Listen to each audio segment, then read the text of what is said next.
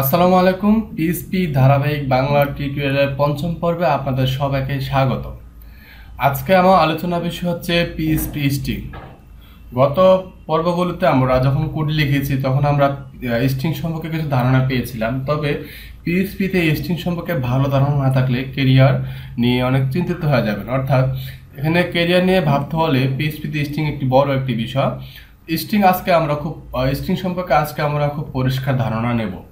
তাহলে প্রথমে আমরা কি করব, একটি ফাইল ক্রিয়েট করব। নিউ একটি ফাইল নিয়ে নিলাম, এখানে আমরা এটা সেভ করে নিলাম, save as.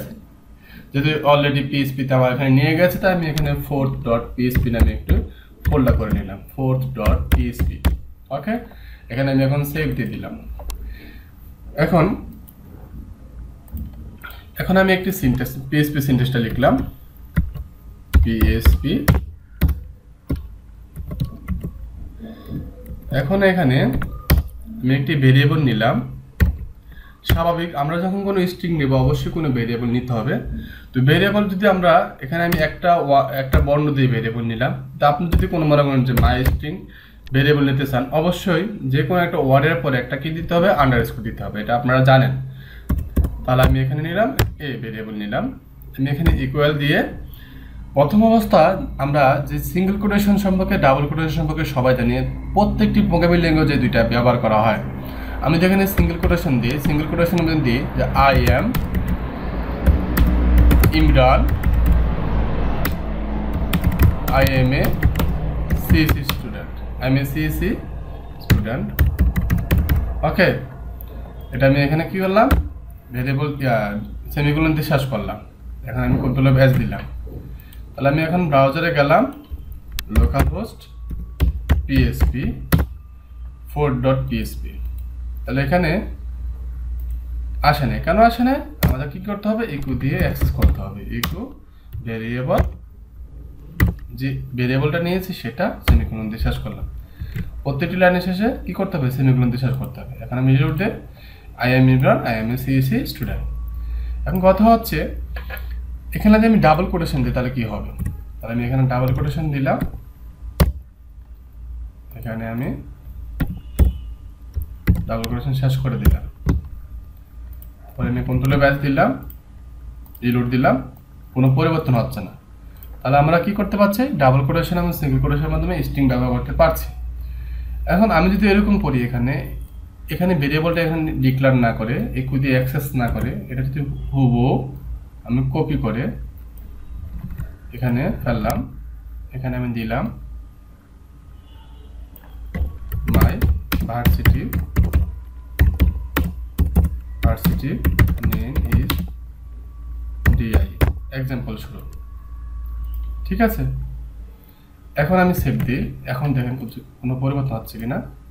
My varsity name is DI, এটা শুধু এটা আসছে না। কেন আসছে? আমি ইকুর মধ্যে কিন্তু এটা নিয়েছি। তাহলে আমরা ডিরেক্টলি কোনো ভেরিয়েবল ডিক্লেয়ার না করে ইকুর মধ্যে আমরা যেটাই দেব সেটা আমরা কি করব, এখানে পাবো। এখন আপনি এই লেখাটা আনতে যাচ্ছেন যে my varsity name is DIU, I am Imran, I am a CSC student.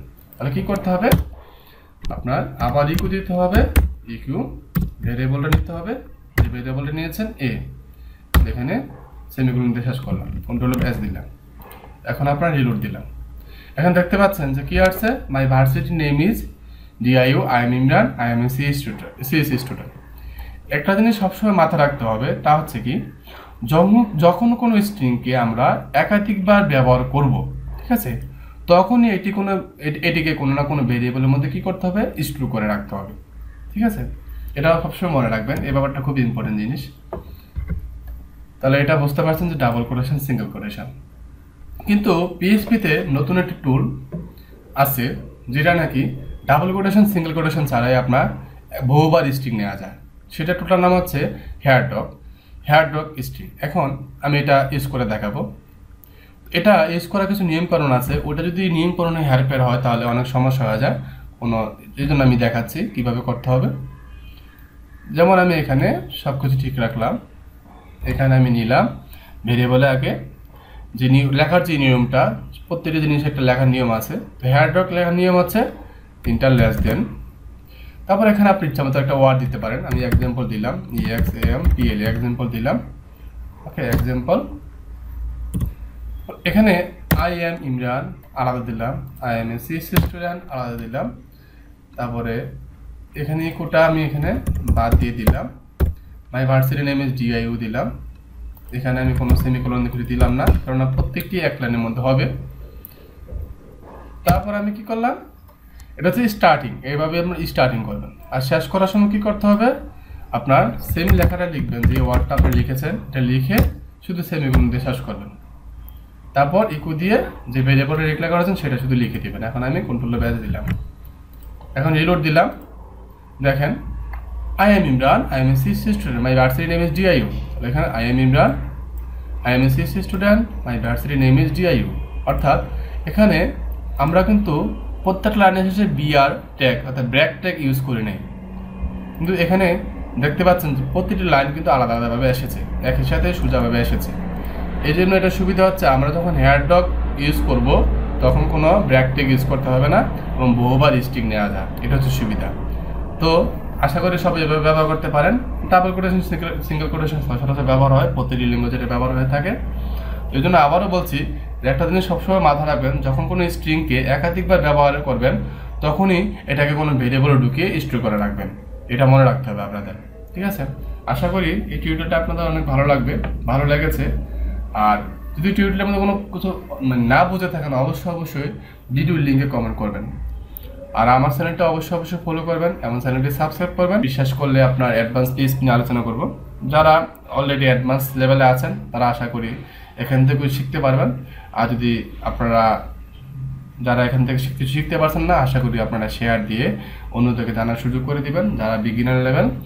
আর ভালো থাকবেন। আসসালামু আলাইকুম।